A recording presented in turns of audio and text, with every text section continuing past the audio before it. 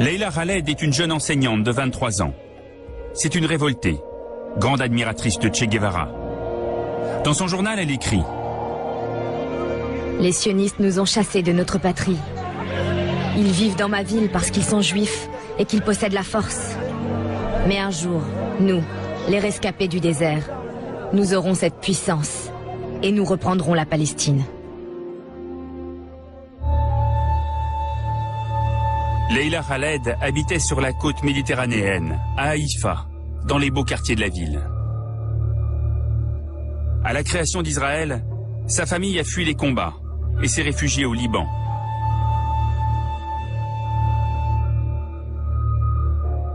La voici avec ses frères et sœurs devant la maison. C'est la plus petite, elle a 4 ans. C'était juste avant son départ. Et depuis, elle prépare son retour.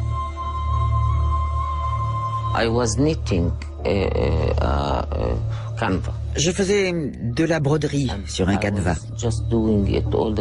J'en faisais tout le temps pour l'accrocher dans notre maison à Haïfa. C'était une illusion, mais j'étais persuadé que nous allions libérer la Palestine. Jeune institutrice palestinienne s'entraîne dans un camp militaire. Elle n'est pas dans le Fatah de Yasser Arafat. Elle a rejoint le FPLP, une branche plus radicale de la guérilla. Et elle attend sa première mission.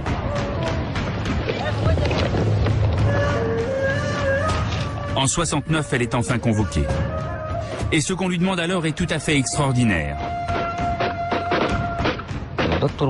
Mon chef m'a demandé « Est-ce que tu es prête à mourir ?» J'ai dit « Bien sûr que oui ». Et il m'a dit « C'est pas ça la question. Est-ce que tu es prête à aller en prison ?» Bien sûr. Il y a beaucoup de mes camarades, de mes frères et sœurs dans les prisons israéliennes.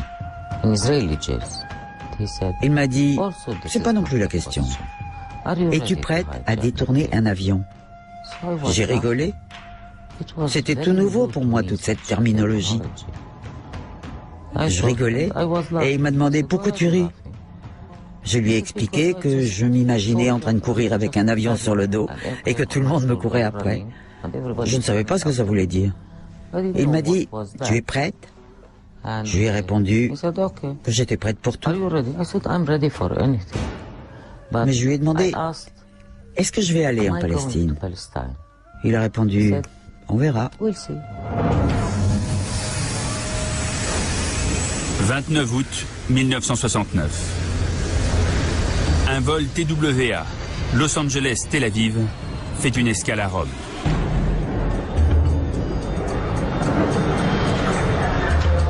Leila Khaled monte à bord avec un complice.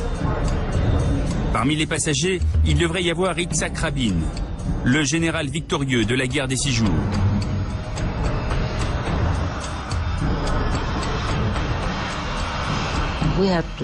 Il fallait faire quelque chose pour que le monde entier se pose la question. Mais qui sont donc ces Palestiniens?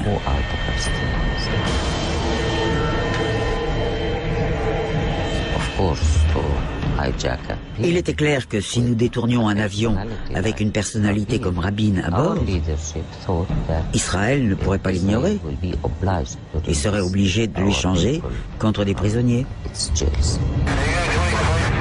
Malheureusement, Rabin a changé d'avion à Rome.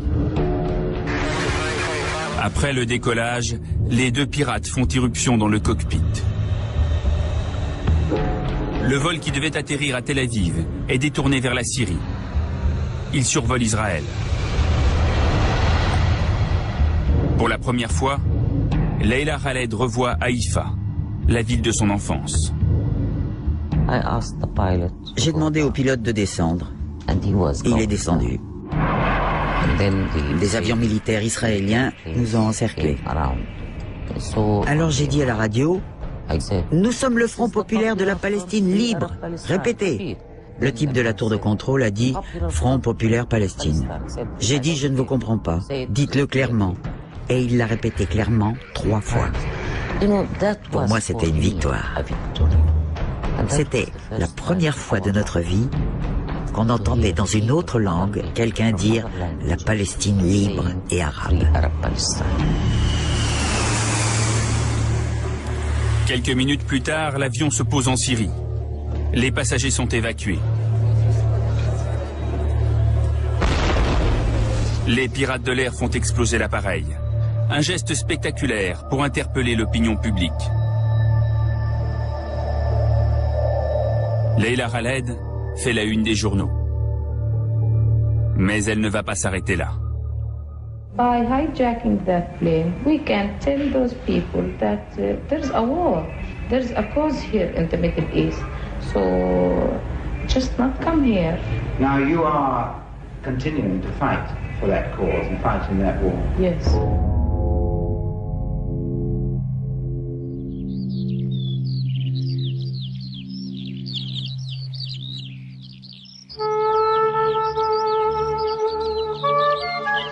Au nord d'Israël, le réserviste Uri Hurwitz doit à nouveau quitter son kibbutz de Kfar Giladi.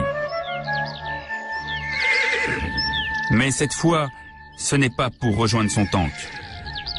Le gouvernement l'a recruté pour renforcer la sécurité à bord des avions. Uri impose des nouveaux contrôles dans les aéroports et des hommes armés sur les vols de la compagnie israélienne El Al. Des mesures qui vont tout changer.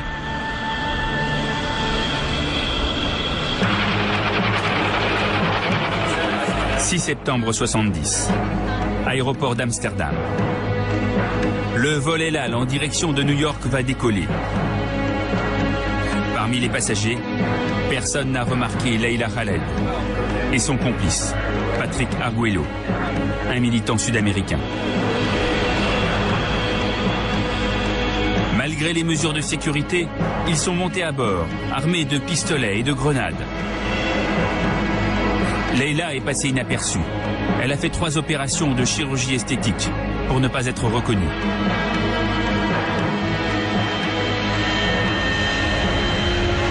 Ce qu'elle ne sait pas, c'est qu'il y a à bord plusieurs hommes armés. Ce qui s'est passé, c'est que les Israéliens ont commencé à tirer à la minute où on s'est levé. On a demandé aux gens de rester calmes. J'ai couru vers le cockpit. Patrick était derrière moi, ça tirait de partout.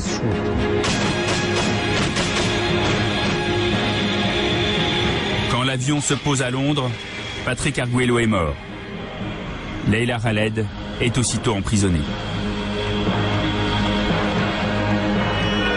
Mais pas pour longtemps. Car à quelques milliers de kilomètres de là, 3 autres avions ont été détournés par des pirates du groupe de Leila Khaled. Ils ont atterri sur un aéroport désaffecté aux mains des Palestiniens, à Zarqa, en Jordanie.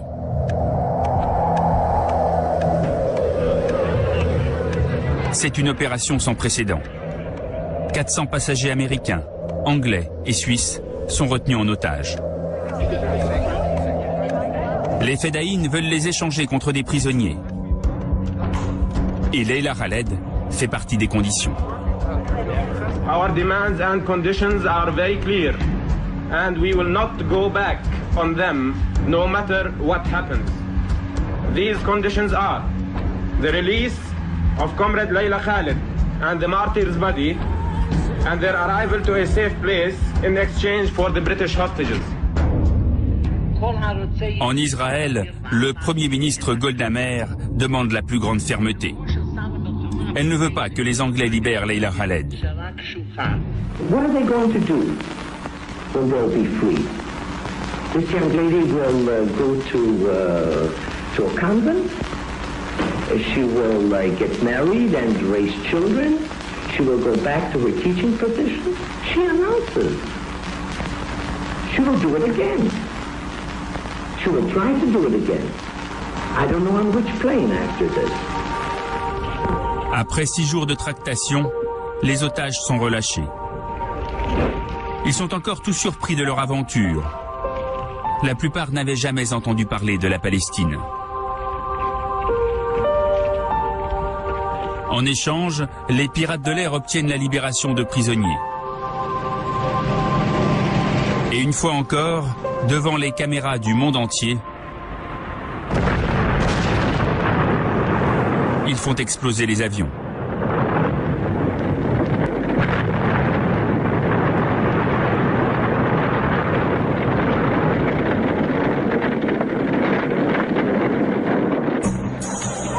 Leila Khaled est extradée vers l'Égypte.